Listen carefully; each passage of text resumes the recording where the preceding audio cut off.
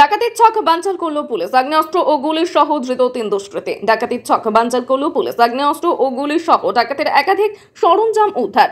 জালে 3 দুষ্কৃতী। বসিরহাটের স্বরূপনগর থানার টিপি ঘাট এলাকা থেকে এই দুষ্কৃতীদের গ্রেপ্তার করে পুলিশ।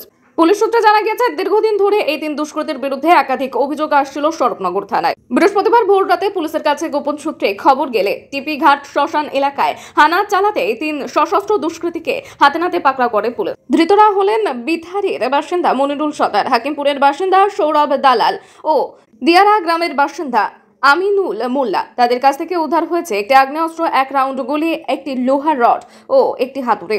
পুলিশের জেরায় তারা ডাকাতি করার পরিকল্পনার কথা স্বীকার করে। ধৃত 3 দুষ্কৃতীকে বৃহস্পতিবার বসিরহাট মহকুমা আদালতে পেশ করা হয়েছে।